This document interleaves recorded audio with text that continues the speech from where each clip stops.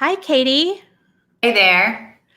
So, everyone, we have with us Katie Kirkpatrick. She is president and CEO of the Metro Atlanta Chamber. And so she has a lot to do with business in Atlanta. So, we're excited to have her. Thank you so much for being here. Oh, I'm happy to be here. So looking forward to the conversation. Yeah. So, Katie, please kick us off and tell us where you're from and what did you major in? Where did you go to school? All of those things. So where I'm from is always a great question. So we'll start by saying the state of Georgia. But I was born in Alabama, lived in Atlanta as a small child, moved to Valdosta, Georgia, really through elementary school, middle school, and the first year of high school, and then moved back to Atlanta to East Cobb to finish high school. And then subsequently went back to Alabama, not to the University of Alabama, but to Auburn to pursue a civil engineering degree with an environmental emphasis. And so that's a little bit of my circuitous route to get to where I am today, at least from a foundational perspective. Yeah. And I'd say War Eagle. Thank you. And by the way, I don't know if I really had an opportunity to go anywhere else. I think my family, who all went to Auburn as well, kind of knew that that's where I was going to end up. So I'm not sure I had a whole lot to say, even though as an 18-year-old, I did try to tell my father that I was going to go to Clemson. And he just said, I don't think so. It's like, okay. Yeah. All right. So how did you get from school to where you are today? What is the high level career trajectory? Well, and I think this is really applicable to those that are listening. I thankfully was able to have an internship after my fourth year of school. I had one more quarter. I was quarter system then. I had one more quarter to go. So the summer between my fourth year and my fifth fall, I was able to have an internship, paid internship, as an environmental engineering intern. And that subsequently turned into a full-time offer. So which I say was fantastic to go back to college for one remaining quarter, knowing that I had a job waiting on me. I may have had a little too much fun that quarter. But that really that internship led to a position within a company called Goldkist, which was an agri-services company. It doesn't exist anymore. Unfortunately, it was a great company. And I'm happy to talk about that too. But that was an agri-services company where I started off as an environmental engineer and then managed through my tenure there, which was about 11 years, managed to work my way up through the company to become director of environmental engineering. And my role within the company was obviously to oversee all the environmental work for the company. We operated in 14 states. We were about a $2 billion company, and oversee all that work, coordinate with our thousands of locations, and then also was in the management track for the company in terms of towards C-suite. So I was given a lot of additional opportunity to do things like government relations, public policy, communications. Actually, I was one of the 2 or 3 trained corporate staff to handle crisis communications at a very young age. I think it was around 24 or 25 that they pushed me into that position. While still doing my environmental engineering work, I was trained and would be put on TV if a crisis were to occur, not necessarily related to the environment, but to anything with the company. So it was quite the training ground. Yeah. It sounds like it set you up for your career at the chamber pretty well. It did. So really interesting, I tell folks that I would still be working at that company today had we not gone through a hostile takeover. And so I want to step back for a moment and say, I also learned a lot about the business world working at Goldkist.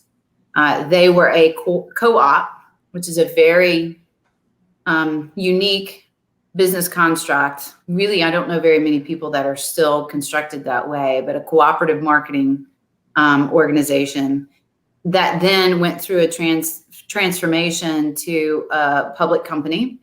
And we went through an IPO. And then because we went through an IPO, we had a hostile takeover. and lived through that, and also some learnings, what happens when two cultures don't merge between two companies. And that is what precipitated me looking for another job. I still had a job.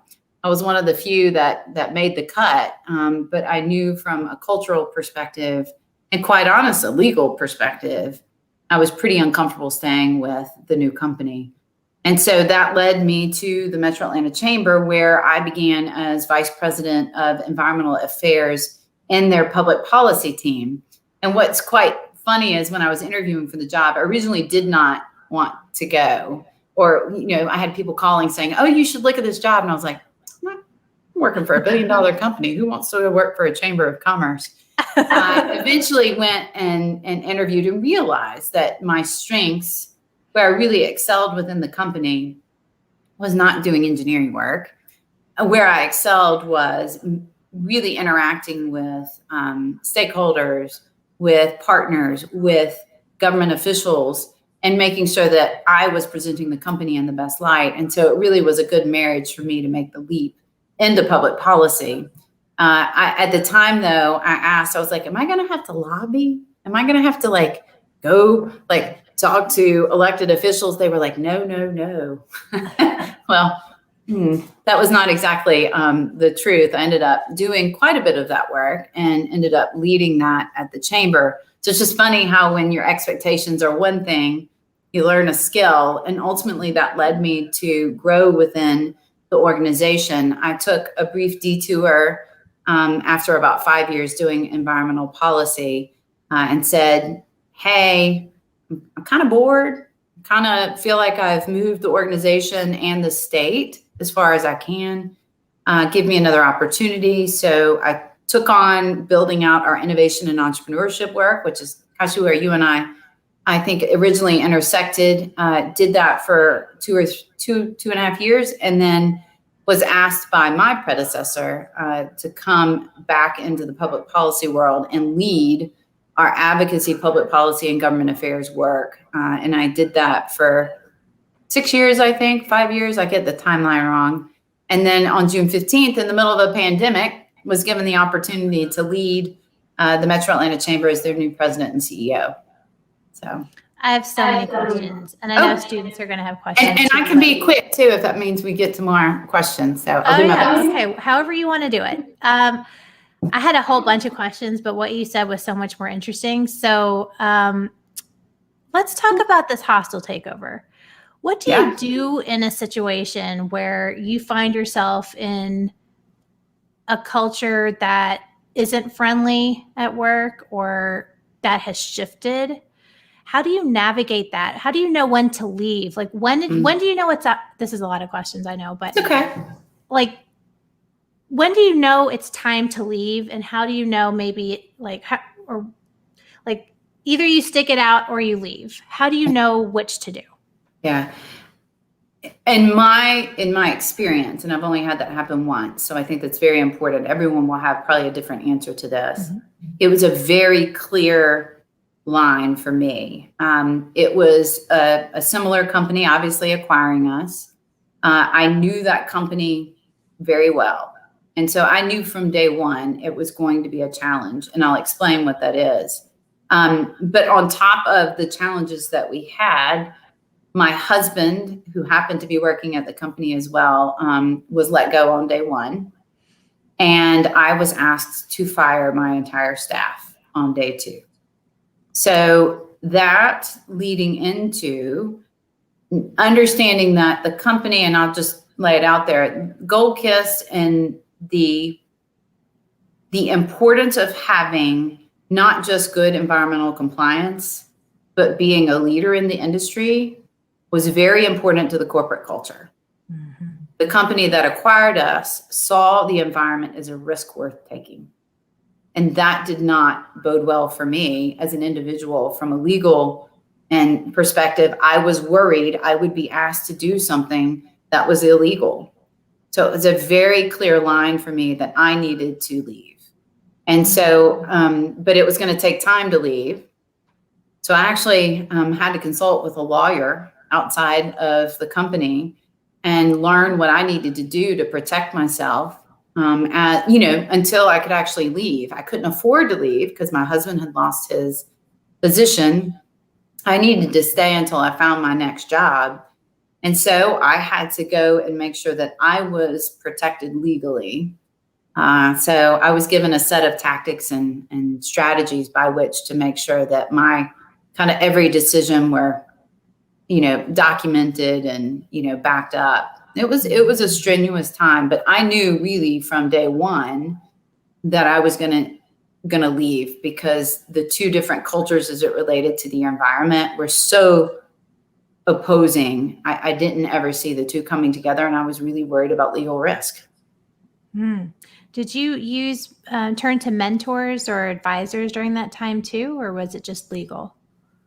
Yeah, so that's a great question, because I pushed, if you think back to what I was sharing, I was in, that management track, that, we're grooming you, we're giving you all of these tools in order for you to grow within the company.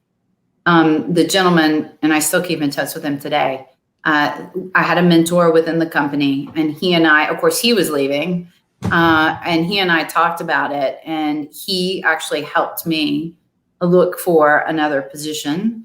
And then I actually had one or two folks outside of the company that I had really strong relationships with that were in positions that could help me really look for a new position.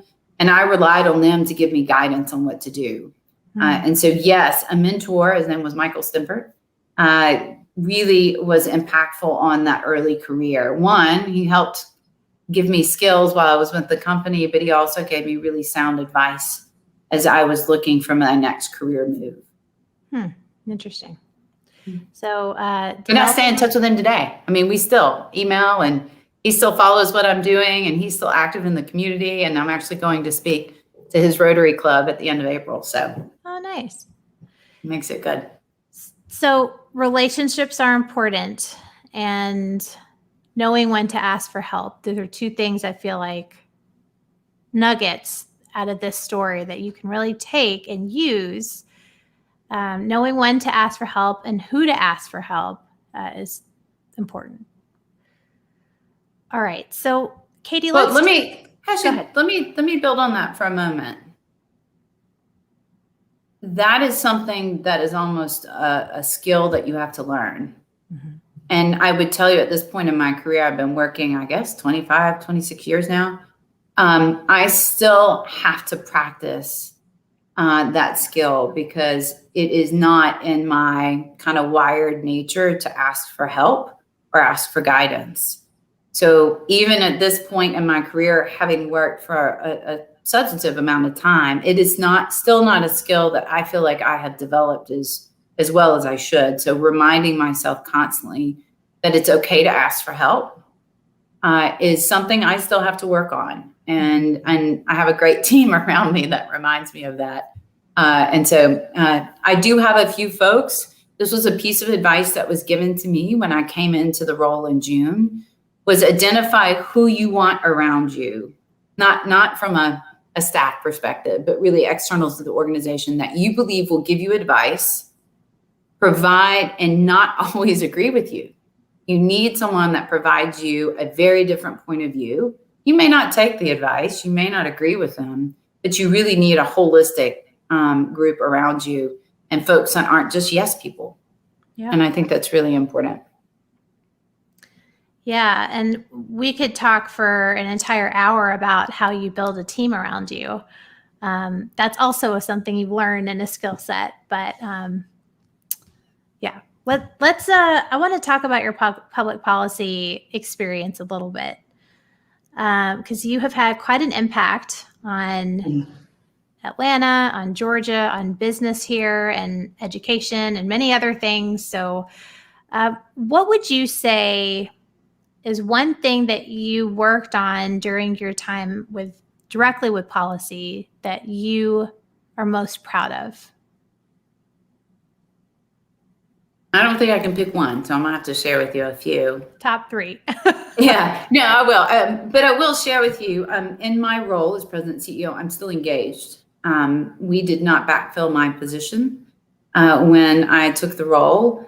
I'm not doing that job, but just because that is a skill and something that I have, I'm still engaged in it, and still spend time supporting the team over in public policy. So I'm not gone from it, so I can still answer questions. So some memorable to me moments in my career for public policy. One, because I am an environmental engineer, I've had significant impact on how we manage water resources within the state. I was the lead on supporting the state in the development of its first statewide water plan, which is still in place, water management plan. I served as, and this is still relevant today, served on behalf of the state as an expert witness in a Supreme Court case. Wow. And that is something that most people can't put on their resume between Florida and Georgia. And the reason that I am serving or served in that capacity, that case is still in the courts, is because of the work that I did on something called Georgia's Water Stewardship Act, which really set Georgia as the leader in the nation on water conservation. And that still to this day is something I'm immensely proud about and has had real tangible impact on Georgia. Our water consumption has decreased 10% while we've added 1 million people at the same time. So it's pretty extraordinary. I didn't do it alone, by the way, but I had a significant hand in it. So that is one piece for me that builds off what I did in school, kind of brought forward through the work with my first employer, and something that I'm supremely proud of and has left a legacy for the state. I think the second piece I would tell you is back in 2014 through 2016, this state was having a conversation around using religion as a tool for discrimination. And we, as a business organization, felt very strongly that that had no place in the workplace, and quite honestly, in the community. And so we really leveraged the power and influence of the business community to make the case that we did not need to pass this legislation. And we fought it, well, quite honestly, we continue to do it, but in 2016, we're able to secure a veto by Governor Deal of extremely onerous legislation that would have really discriminated against our LGBTQ community here in Georgia, and that is not what we are. Mm-hmm. And so that, to me, is another piece. And it really also built some skill sets there as well about how do you convene, how do you build coalitions, and how do you do that in an effective manner? So that would be my second one. And then the third, I would tell you, just happened last year in 2020, was the passage of hate crimes legislation. Georgia had passed hate crimes legislation in 2000. I'm always going to get the date wrong. 2003, somewhere around in that range. It was thrown out by the courts for being overly vague. And then for years, we never went back and tried to put it in place. And that conversation began in earnest again in 2018. We were there in support of ADL's efforts. But obviously with the murder of Ahmaud Arbery that took place down in Brunswick, we were able to galvanize, in addition to the work we were already doing on the bill, but galvanize a coalition of businesses to stand up and say, we need a hate crime law here in Georgia.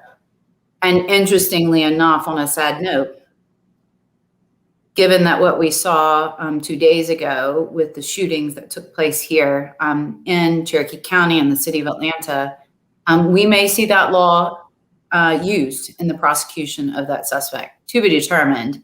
But I'm extremely proud of the leadership that we at the Metro Atlanta Chamber, had in that role, in the passage of hate crimes legislation. I could go on. There's education wins. There's all these others, but those are three. Education.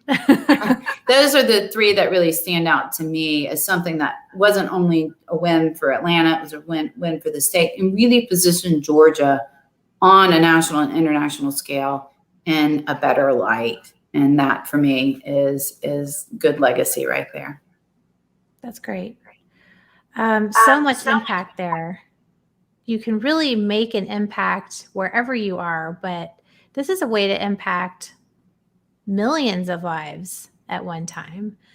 You talked about building coalitions, and you also mentioned water and Georgia and Florida. So could you please explain to students who maybe aren't from Atlanta or aren't familiar with Georgia's water war, what is going on here, and how hard or easy is it to build a coalition with somebody who has such a different set of needs, viewpoint, desires, all those things? It's hard work. I will tell you that. So let me just ground everybody. Georgia sits at the headwaters of a major river system that's known as the Apalachicola, Chattahoochee, Flint. It's three rivers, right, that flow from Georgia. They actually combine together at the state line where it forms the Apalachicola River and flows into Florida. And so just think about that. All the rain that falls in Georgia falls, drains into these three river systems. They end up combining right at the Florida line. They go into Apalachicola River. That in turn discharges into the Gulf of Mexico at Apalachicola, where there is an oyster industry. And so for about 30 plus years, those two states, and I could talk about Alabama as well, but Georgia and Florida have been arguing over whether or not Georgia is using too much water before that water enters Florida. And I'm going to get in the weeds here, but the Eastern United States has a set of water law, kind of a construct around it that's very different than Western water law. And in Western water law, first come, first serve. Whoever got there first can use the water. Eastern water law is called riparian, and it basically says you can reasonably use the water that you have as it flows by you, but you can't basically impair or take away from the use downstream. So the two states have been arguing over equitable use, and there have been a number of attempts to pull together stakeholders from Apalachicola Bay, Metro Atlanta, the farming community in Southwest Georgia, which uses an extraordinary amount of water to grow crops. Middle Georgia, who are right downstream of Atlanta, and each one has a competing interest. And in that specific example, the way that you get constructive dialogue is to build trust. And so that is the foundation for relationships. And so there have been, over the years, a number of attempts at building that trust. And one that has been significant is something called the ACF stakeholders. And that was a group of water professionals from throughout the basin that got together and said, why don't we just start with some facts? And if we can all agree on facts, as that foundation block, then that will give us some trust, and we can begin talking about, how we all maybe build a different water sharing plan. And I am really giving basics because we've got the Corps of Engineers that's involved. We have the state of Alabama, and we have a lot of elected officials that have a very different viewpoint. But that work of that group has been somewhat successful. It's not going to resolve the lawsuit, but it is a good example of where people have come to the table with competing views and felt like they could share that viewpoint without it being used against them. And I think that's the important point. The other piece on building coalitions is really giving folks the opportunity to have their voice heard. So if you tell somebody you're going to build a coalition and then you never give them an opportunity to speak or a seat at the table, then you're not really building a coalition. And so that's a really important takeaway for me that I've learned, and my team would tell you as well. If you're a policy professional, it's very important to listen to the various viewpoints. Not all of them will be opposing. It just may be a different way of looking at the policy that you're talking about. Very important to hear that, because it will help you be more successful. Is either you seek compromise or you're able to say, we're just going to have to disagree and, on this one, but hey, let's go get a beer. Let's go talk about our families, because it doesn't have to be personal. It can be very professional based. I hope that helps. I hope that answered. Yeah. I mean, it's just such a complicated issue. And, when you talk about building trust, doing it quickly and in a way that's effective, when you're building relationships over time with mentors and advisors and other people in your network, you have maybe some time to nurture that before you have an ask or a need or something. And I'm going to interrupt you and say that is some of the challenge of being in a virtual environment and remote environment. For those that are what I would say seasoned in their career, they have had that opportunity to build those relationships, and that has been able to carry forward successfully in a virtual environment.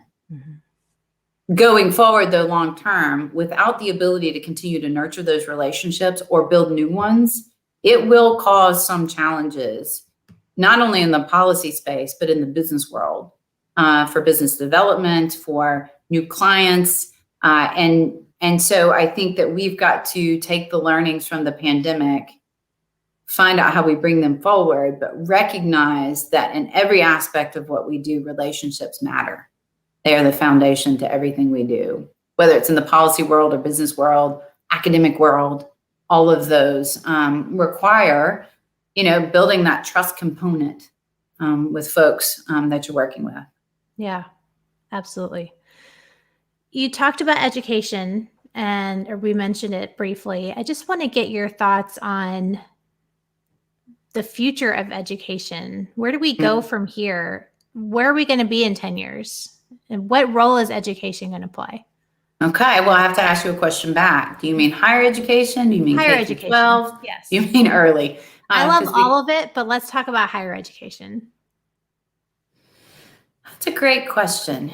I would tell you and I don't run a higher education institution, but it's much like commercial office space. There's going to need to be a campus, and there's going to need to be the opportunity to have those interactions.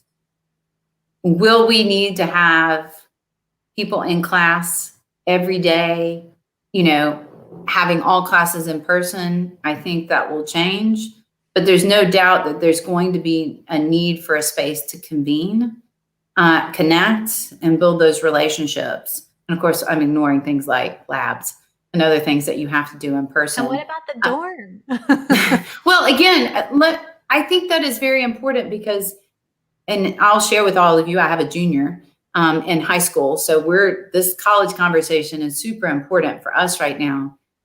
College is also a place for you to build networks for that post, college work life. And so dorms are important. Those living arrangements are important. Those relationships that you have on campus, those interactions with professors, all are building that network for you when you make that, leap to the first job or find your first job, or quite honestly, 20 years later, when you're looking to switch careers or maybe make a leap to another company, those networks that you built while you were at college or university are going to be some of those that will help you make those decisions and make those or get the opportunities. So I really believe that there's a place for higher education. How we actually do that, I think, will certainly change. And a number of years ago, we saw the acronym MOOCs, right?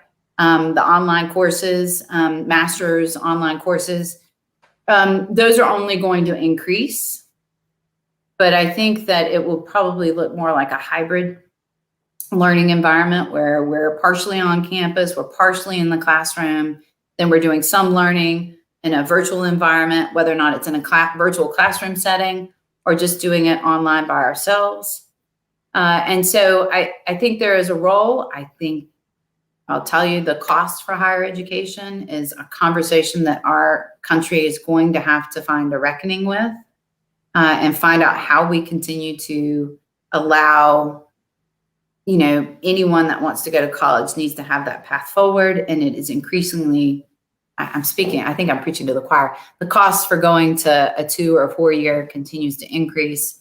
And we've got to find a way to make it affordable And then leading back to the policy side of things, one of the things we have worked on in education is obviously continuing to make sure that here in Georgia, we have a tool called the Hope Scholarship, which is transformational for high school students here if they enter into Georgia college or university.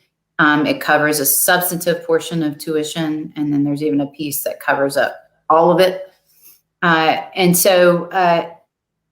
that is really merit-based. It is not needs-based. And we have been advocating and been somewhat successful of moving the state towards a needs-based aid program as well. And I don't think I'm supposed to say needs-based. I think I'm supposed to say another term, but that one hadn't filtered into my lexicon yet. But so we need the merit-based, but we also need this other avenues so that folks can actually truly get that education that they need. And again, it doesn't have to be 4-year. It could be 2-year, or it could be a certificate. All of them are important. Mm-hmm. Absolutely.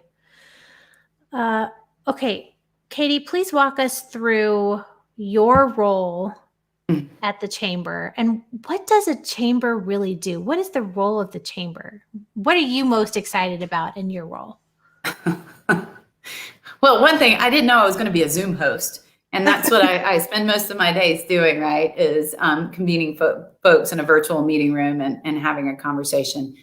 Just a little background on the Metro Atlanta Chamber, and we are structured a little bit different than other chambers of commerce. But we were started 161 years ago in the city of Atlanta. We have grown now. We are a regional chamber, meaning our works is far outside the boundaries of the city of Atlanta. We actually cover 29 counties here in North Georgia, which is about 70% of Georgia's population. And our mission is to create a more vibrant and prosperous and inclusive Metro Atlanta for everyone. I'm sure I didn't nail that right, but that is our mission statement. And we do that in a number of ways.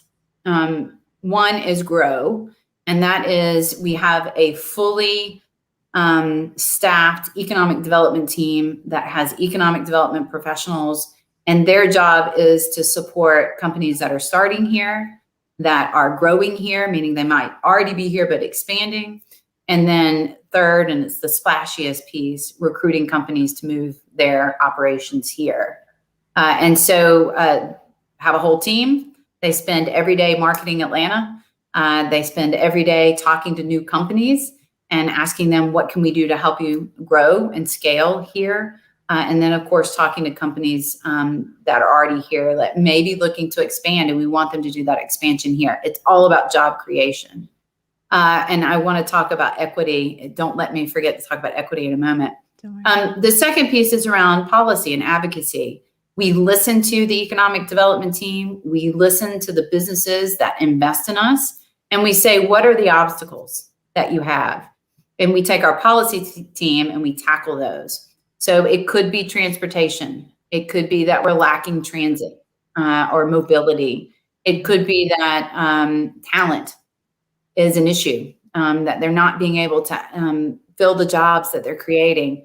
So the public policy team will look at all of those obstacles and is full of subject matter experts, and they will work to develop public policy based on research, based on economic data, work with partners, and then we go and advance that work. So transit is one of the things that we love to talk about, and its importance, not just from an economic development standpoint, but truly about access for our community. So that's a piece. And then the third piece that we do is we tell our story.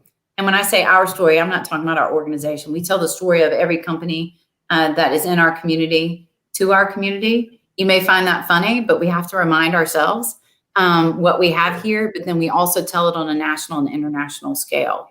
And so that is also part of talent acquisition, by the way, is telling people why Atlanta is a great place to live, work, and play.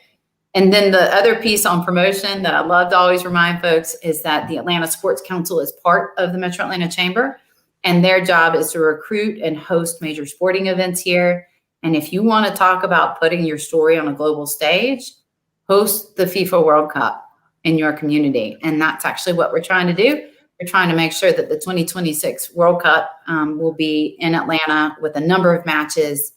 and Atlanta and Georgia are on a huge stage. So that is a little bit about what we do. We are privately funded. So I'm actually a nonprofit that is funded by the business community and partners. And I spend most of my days talking with business leaders, finding out where their pain points are or where their growth opportunities are. I spend a lot of my day talking with community partners, finding about ways to bring the business community into a conversation and serving as that bridge. And I spend a lot of time still tackling some of the challenges that we have and what can we do as a business collective to impact it. And that includes equity. So I don't know if you want to talk about equity, but I'm happy to touch base. Yeah, I would love to. And I'd also love to get your thoughts on your role and being in this role, finding yourself in this role. You know, are you excited? And who knew little old me could be in this role, right? I didn't wake up, you know, when I was 18 and thinking about my career path going forward. And of course, at 18, you really don't know what you're going to do anyway. But I knew I was going to be an engineer, or at least was going to go to school for engineering. And I still somewhat can't believe that I am sitting in the position that I am. But I know I can do the job. I don't have any, I don't lack confidence in myself that I can do the job, but still I just kind of chuckle. That little old me is sitting here. And I spend most of my time with Fortune 500 CEOs. And so there are days where I feel slightly like an imposter sitting in this role and kind of challenge. I mentally have that conversation with myself that, why are you here? What are you doing? And I have to remind myself that I have a history, a very strong working history that has put me in this position.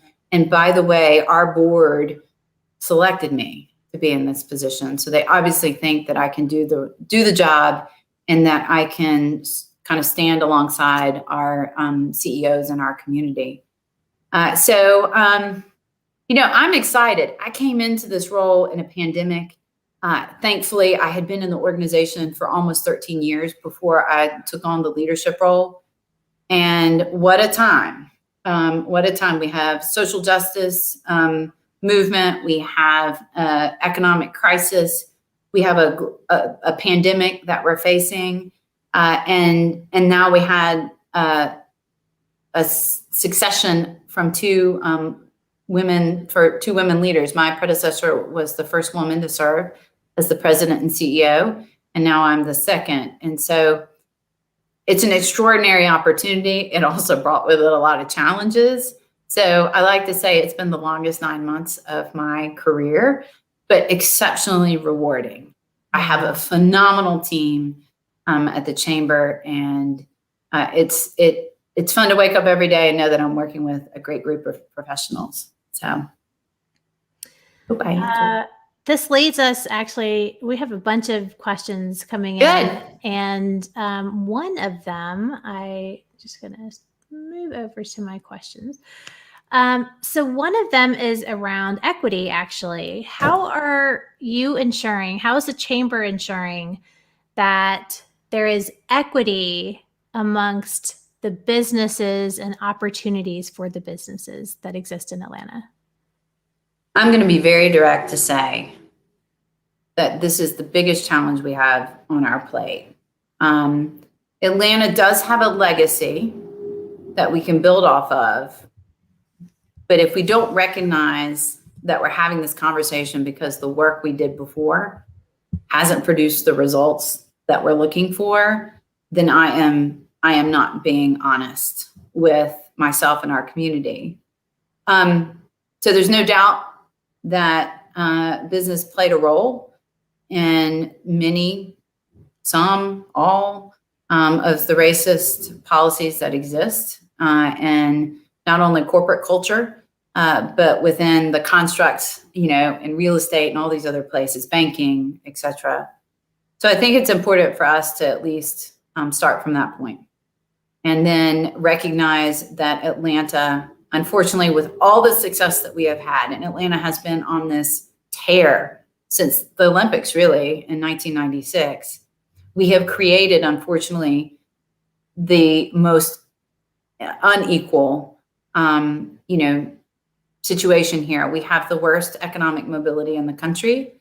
So if you're born into poverty, you have a 4% chance of escaping poverty here in Atlanta. And then from an income mobility perspective, we also have, I think, second lowest, income mobility piece, and that ties back to that poverty piece. So we're starting with that data, and I think it's very important for us to recognize that we have a role as businesses and a business community to lean in where we can make a difference. And I think that's the important piece. I think folks would like for us to engage across the board, but I think it's very important for us to fundamentally start where we have business strengths.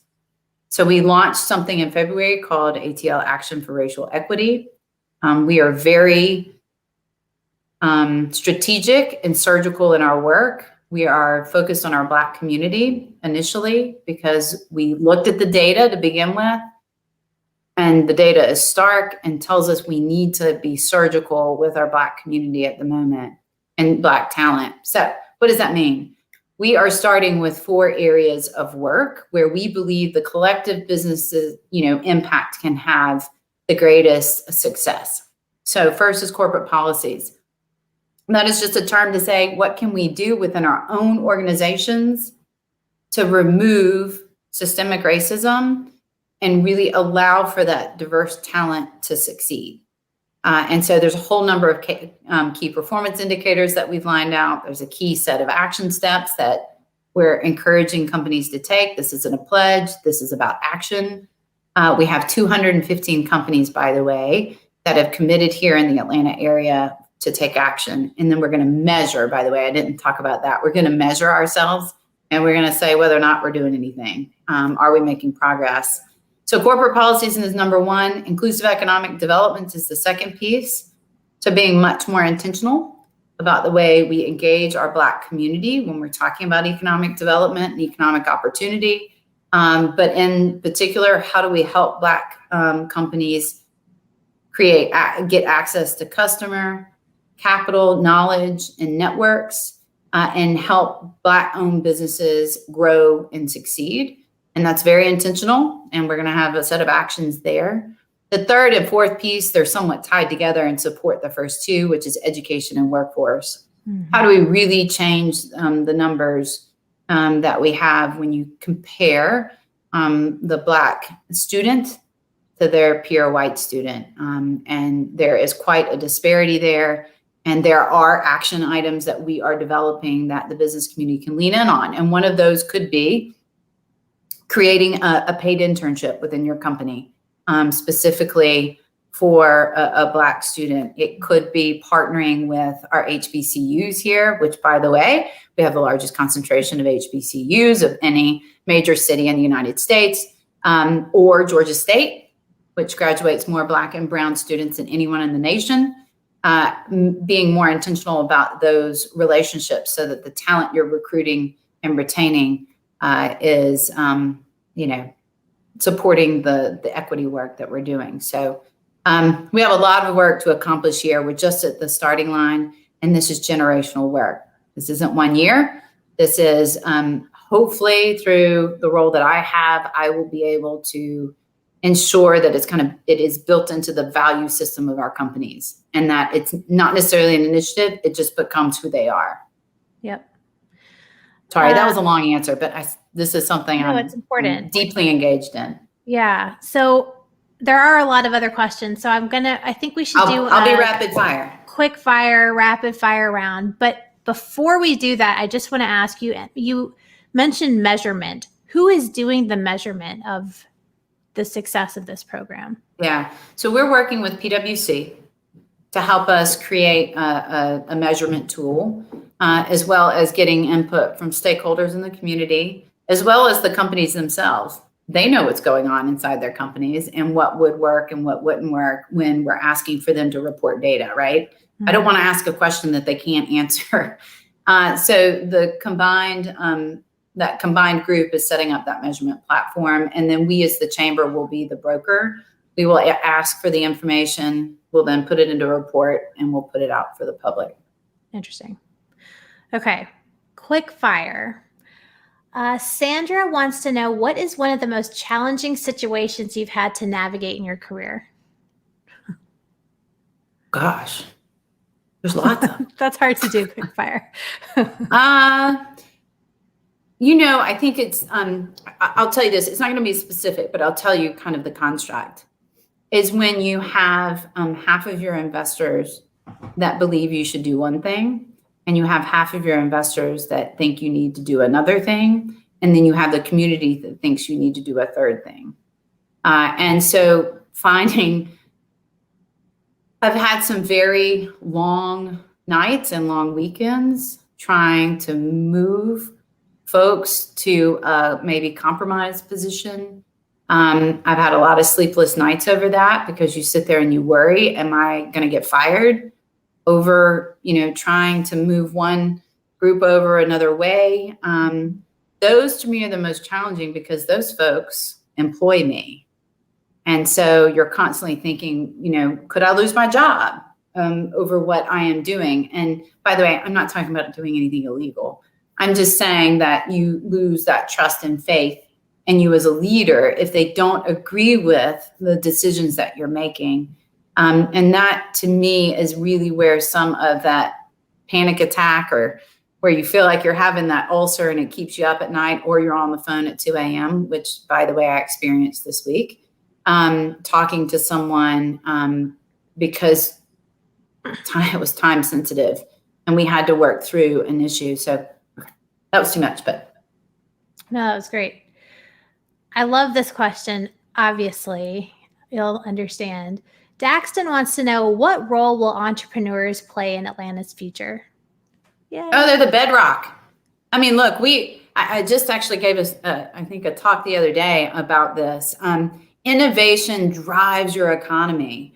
And so I am so excited about the place that our entrepreneurial ecosystem here in Atlanta has. We are on fire. Over the last 10 years, we have accelerated. We have over 40 corporate innovation centers here. The number of accelerator programs and just all of this, we are just on fire. We have I think now the nation's largest Black entrepreneurship center with the Russell Center. I mean, I just believe it is foundational to the work that you do in a community from economic development. And we have been working since 2014 to make sure that our entrepreneurs, our business leaders, and our higher education system are all working together, because that's the ecosystem that makes us kind of have special sauce here. We have something like 300,000 plus full-time students here. And then you couple that with the entrepreneurial ecosystem, which is just humming right now. And you couple that with the brands and the companies that are here. It is a unique mix. And really, I think if one of those tipped out of balance, we wouldn't be able to have the success that we're having. So entrepreneurs, bar none, play an important part in economic development and quite honestly, economic prosperity. This is a place where people can make their mark as an entrepreneur. So I'm a big fan. Love it. I love it. We're ready. All right. So Clint wants to know, okay, quick fire. How do you think this pandemic will continue to affect our lives? One, it's going to change the way we use office space. Two, it's going to change the way that we educate our kids.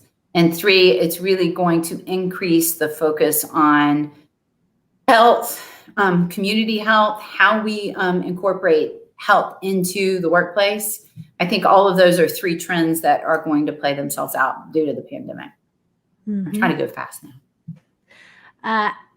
Maddie wants to know, are you still using anything you learned at Auburn and War Eagle? Yeah, you want me to tell you? It's funny. I don't know if they continue this tradition, but they used to have heyday, or they may still have heyday at Auburn, which is where you walked around campus and you said hey to everybody that you see, even if you didn't know. It'd be like, hey, hey, hey. I loved that. It's like my favorite tradition, because what it did was it removed barriers. And I will tell you that is a foundation to building those relationships. If you can't tell, I love to be with people. I love to talk to people. And I think that is a piece of learning, just to walk up to somebody and say, hey, how you doing? And I just think that's, that may sound a little flippant, but I think it's one of those things that I've taken forward. Plus learning how to roll trees with toilet paper. Of course. That's definitely a skill you need in life. All right. One more. Preeti wants to know what skill or strength has contributed the most to your success? The willingness to learn.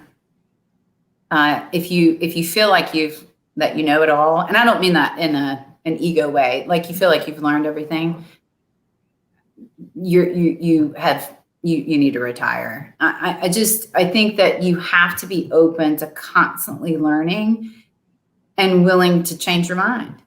And I think I've operated under that mindset from day one. And I also had one of the gentlemen that I will tell you that had shaped my career. His name is Brad Curry. Gosh, he's in his 90s now. That is a piece of advice he gave me way back, I think in 2007, that he sees every day he wakes up and he wants to learn something new. Mm-hmm. And I just think that is something I've adopted and try to do. I read a lot. I listen to a lot of podcasts. I meet with people that have differing viewpoints from me and try to listen. And I'm just always trying to learn. So I think that is something I would share. Okay. So this question did come in. You mentioned reading. What is one book you would recommend right now for people, for graduates? We're approaching graduation season. Oh my goodness. I should have prepared myself because I read so much. I can't remember titles of books. Okay. I was a big fan of, now y'all, this is wonky. 2 books, Evicted. If you've never read Evicted, it's all about the way that system works around evictions, and it follows the lives of 8 different individuals, I think in Minneapolis. And it really teases out what these conflicts are in housing and eviction.